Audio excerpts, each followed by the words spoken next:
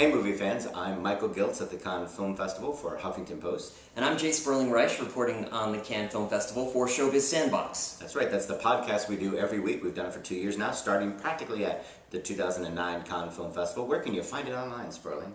You can go to our website, showbizsandbox.com, and there are links for ways to email us, but also for ways to get all of our... you can subscribe on iTunes, the Zoom Marketplace, in your RSS reader. There's links to all of our past episodes, showbizsandbox.com. And if you're watching this on Huffington Post, just go to the bottom of the article and you'll find links to all that stuff. We've got 4 new movies to talk about today, 2 really big ones. One is Terrence Malick's The Tree of Life, the most anticipated film of the festival. The next is a new art house film by Bruno Dumont called Outside Satan. After that we have Havre, a new French film by the Finnish filmmaker Aki Kaurismäki. So does that make it a Finnish film or a French film? I guess it's a French film. You know, for like international awards, that actually matters. Who financed it, what languages they're in. I think for most awards things and stuff, it's a French film because it's shot in France in French. Yes. So it's a French film, even though he is, of course, a very distinctive... It's a foreign language film everywhere but here in France. That's right. Not even in his homeland. Right? Yes, correct. And finally, we're going to cover the movie we just saw this morning, Lars Von Trier's Meloncholia. His first film with a happy ending, as he put it. It's about the end of the world. Yes, that's a happy ending for Lars Von Trier, actually, believe it or not. It is. His press conference was more fun than his film. But let's start with The Tree of Life. Sperling. Speaking of press conferences, there's a press conference where the filmmaker, Terrence Malick, who has not talked to journalists since the 1970s, he didn't show up. Instead, we had... no shocker, frankly. Yes, we had 4 producers and Brad Pitt. Well, Brad Pitt's nose. And Jessica Chastain, I should say. She's the female lead. Brad Pitt and Jessica Chastain play the parents in 1950s Waco, Texas, raising 3 boys. The film is, like all Terrence Malick films, almost a poem, an essay. You can't help but... wax rhapsodic about his movies. They're just... If you like Terrence Malick, that is. Well, but I mean, even describing them, you can't describe them in any normal way. They're simply not simple, straightforward, plot-driven narratives. No. It begins almost literally at the beginning of time. Literally. And ends far in the future. But in the middle there is some of his best work about childhood and little children growing up and their relationships with their parents and with each other. Pitt plays the father in, I guess it's like a 1950s. 1950s, yes, Waco, Texas. And it's shot in this kind of cinema verite style, handheld, with lots of cutting and editing. And well, cinema verite to me is more like you feel like you're watching real life. This is poetic and stylized. Well, just quick cuts then. But it's incredibly stunning and stylized. It's beautiful to look at, without a doubt. Trying to find the story in it is a little bit more difficult, if there is one. Not for me. But I have to say there's a whole sequence of, literally, the beginning of time, from the Big Bang, past the dinosaurs, up to the present day, that is just unbelievable to look at. Well, it's if you're a Terrence Malick fan, I'm sure you'll appreciate this movie. It's very much of a piece with Badlands, Days of Heaven, The Thin Red Line, and The New World. There is voiceover narration by multiple characters, often talking when they're not even on screen. They're musing about life and philosophy. There are stylized scenes of quite rich complexity, but told with very little dialogue. And it's it's unlike anything else you see. It's very original. Yeah, sorry to interrupt. I think Jessica Chastain only has 1 line of dialogue in the entire film, if that. Really? Yes. No. I believe she says, "You won't do that again," when she's punishing her child. No, she also says a little boy's about to throw a stick or a block at his little brother. And she says, "No, no." Right. So there's your line of dialogue. I think she might have a few others, but it is amazing. You'll see whole episodes that are really gripping about a little boy who does something bad. He breaks a window, and then he feels guilty about it. He comes home, and he can't look in his mother in the eye, and he feels guilty, and she knows that. And it's all conveyed, through the actors and their expressions, and the music, and the visual images. This is a film that has split audiences here in Cannes. There's no doubt people either love it or they hate it. There's very few people who say, well, I was mixed on it. Well, I'm glad you're mixed on it because it's certainly technically amazing. Even if you're not a big fan, if you're thinking at all of seeing the movie, you've got to see it on the big screen. It's simply not the same. You can't say, well, I'll watch it on DVD. I'll stream it on my iPod. Please, no, that's not going to work. I am so glad that I saw this film here in Cannes, not because it was the very first screening and it was kind of a cinema as a live event, the way everybody raced into the first screening of this film, but because it's a huge screen and the audio was fantastic. The sound system in the Grand Lumiere Theater is fantastic. There's no better place to see this film except for maybe the Academy screening room in Los Angeles, the Ziegfeld in New York. I mean, it's a great place to see this film. Now, speaking of films with no dialogue, Outside Satan. I think that had about a page of dialogue. This is a film by Bruno Dumont, who's a very rigorous, austere filmmaker, beloved on film festivals, but really has never crossed over too much into mainstream audiences, certainly not in the US. His movies are always seen there, but they don't do tremendously good business. And you can see why. Well, Le Humanité is one film of his I really liked a lot, but he's had others like Hadwich and several other films that, you know, certainly play in the US. I'm not a big fan of him. This new movie is about an itinerant bum who in the countryside of France. He's kind of a wanderer. Yeah, and also a vaguely preacher. He's praying all the time at the drop of a hat. And he strikes up a friendship with a young woman. Who kind of is on a farm and taking care of him. He lives outside. Right, she gives him sandwiches and they walk around and they pray every once in a while. You don't know whether he's a messiah or the devil. That's effectively what the movie's about, trying to figure that out. Exactly, very, very early on, so this is not a spoiler. He shoots her stepfather. And we find out that the stepfather had been molesting her. And in fact, her mother apologized to her and says, please forgive me for not doing something about that. I should have done something.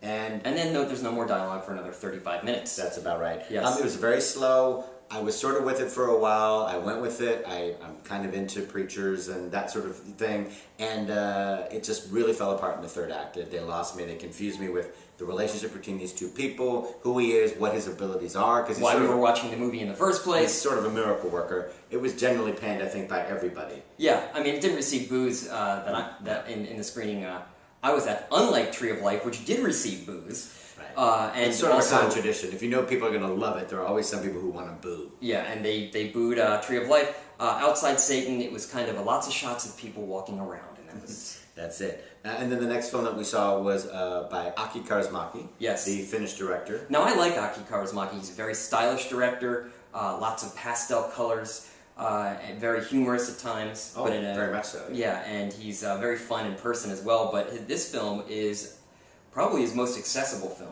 Mm-hmm. In terms of being able to, being an audience pleaser, a crowd pleaser. That's right. It's a movie about immigration, really. It's set in a small port town in France. Le Havre. Le Havre, obviously. And our hero is an elderly shoe shine salesman. Salesman? That's not the word. He's a shoe shine man. He goes around and shines shoes, doesn't make a lot of money at it. He's got a loving wife, and he has his friends in town. He's always a little short of cash.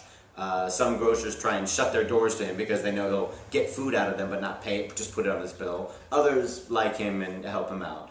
But he's very charming, and one day this illegal immigrant gets stranded in Le Havre on his way to London where he's going to meet his mother, and this man starts to help the little boy who's front page news. So everybody's looking for this little boy because he ran off from a container ship, and they found all these immigrants on a container ship, and he ran away. So they know he's there, and he's actually taking care of it. That's right. And if you've never seen a Kaurismäki film, his best one is probably, or his best known is The Match Factory Girl.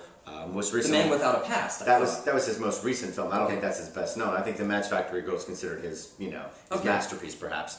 But Man Without a Past was his most recent film at Cannes. They all have a very dry, droll, low-key comic sensibility, very offbeat.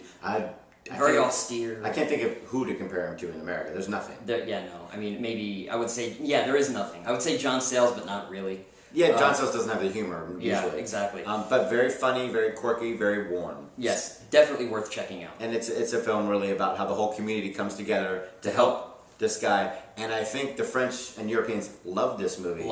They absolutely fell in love with it. And most Kaurismäki fans do too. I was mixed on it. I felt like it was pretty good, but not his best effort. I think you liked it a little bit more than I did. Yeah, I enjoyed it. It's one of the best films I've seen here. Yeah, and it's I think they love embracing it because it puts a positive spin on their attitude towards immigration, which is, of course, a very hot-button issue, thanks to Nicolas Sarkozy and other people. Yes.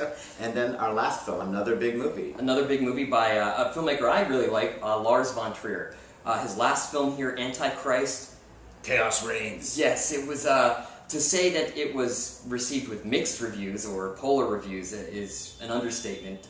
This one is not nearly as difficult, if that's what you want to call Antichrist. It's certainly a little bit more easy to get through. But it feels quite a bit like a companion piece to Tree of Life, doesn't it? Yes, because unlike Terrence Malick, who was showing the beginning of life, Lars Von Trier decides to show the end of humanity. Right, the movie begins with the idea that this planet, which has been hiding behind the sun, I guess it was being very quiet all that time. The planet is called Meloncholia, that's the name of the film. And it is circling around, it's going to fly by Earth, according to all the scientists. much like planets do today, just flying by Earth. That's right. It's a loose planet, a rogue planet, and it's going to fly by Earth but not hit us. That's what the scientists say. But in fact, there's a concern by many that it will whip around and somehow collide with the Earth and end life as we know it. And the movie begins with the end. You see these titanic images of Earth exploding, basically. Right, one planet slamming into Earth, people out in fields, birds falling from the sky. It's incredibly beautiful, set to Wagner music. It's fantastic. It's a fantastic opener. I've made me very excited about the movie. And after that, not much. Not so much. No, I mean, you have Kirsten Dunst, who is playing a woman who is getting married. She's obviously got some emotional problems or some she suffers from issues. severe depression. Severe depression, as does the filmmaker, or as did the filmmaker. Yes. And she's getting married. It's the night of her wedding, and just all these strange things start happening. While this planet looms in the sky. Right, and so, you know... It's the worst wedding ever. Yes, I would not... Yeah, it was not a wedding I would want to be at. No. Basically, if you have only a few days to live, who would you want to spend it with? I would choose my family and friends. Lars Von Trier decided to live it with 3 pretty uninteresting people. You have Kirsten Dunst suffering from mental depression. You have her sister, played by Charlotte Gainsbourg, yes. who's kind of a pill and wants to arrange parties all the time. And she was in Antichrist. She was the star of Antichrist. That's right. And you have Kiefer Sutherland, who plays Charlotte Gainsbourg's husband. Who's kind of a schmuck. Yeah. Yeah, he's very, very, very wealthy. I mean, he has an 18-hole golf course, as he'll tell you, because that's so unusual for a private individual. And he's constantly referencing money, and he's just a pain in the neck. So you really have 3 uninteresting people, and it just spirals down in interest from that terrific opener. It becomes dull as yes. you wait for the world to end. You're like, thank God it ended. I wish it couldn't have come a moment too soon. Yes, well, and I would agree with you wholeheartedly. I mean, I liked it was very stylistic, and I liked that about it. But unlike Lars Von Trier's movies, they didn't have that narrative pull. They sat around and waited for the world to end. Yeah, I mean, normally his films, even if you hate them, there's at least something pulling you along that you can grasp onto. Even in Antichrist, which some people really hated that movie, there was at least some suspense as to what was going to happen. Right. This film, there's nothing. It's ho-hum, which is very shocking for Lars Von Trier. Normally he tries to shock you. This film doesn't even remotely shock you. So he made up for it with the press conference. Yes, he goes to these press conferences in Cannes, and he's very good at them. In every press conference I've ever been in where he's been there, he has really been more entertaining than the films. He does something provocative. The last time he walked into the room for Antichrist, and he was bombarded by questions about it and yelled at by the journalists. This time, he decided to say that he sympathized with Hitler. I think he said he understood Hitler. He understood Hitler. Yeah, he understood Hitler. He said, "I'm a Nazi," and he was clearly joking. Some of the press reports said, "Oh my God, Lars Von Trier says he's a Nazi." He even said repeatedly later, "I'm joking, obviously." You know, he says when you spend a lot of time in Germany, you kind of want to talk about this bleep.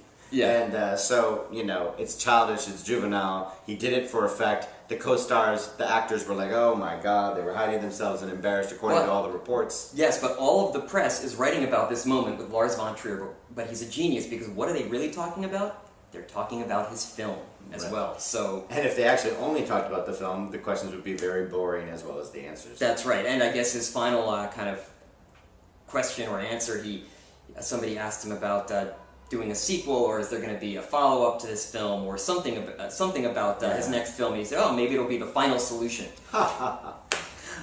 So that's it for these few days. Coming up next, we have a few more days at the festival. I'm looking forward to the Pedro Almodovar. That is in a couple days. Tonight yes. I'm going to see the Ryan Gosling film Drive. I'm very excited about that. Anything else you're looking forward to? Have I mentioned everything? You know, I haven't really even... I just take it one day at a time, so I haven't really even begun to look at what's coming up. Well, you've got the Paolo Sorrentino, who scored big with Il Divo a few years ago. I'm looking forward to that. And there's still quite a few films to come. Yeah, I look forward to them all. All right, so thanks for watching and listening to us online. Don't forget to check us out at showbizsandbox.com, where you can find links to all our podcasts and videos.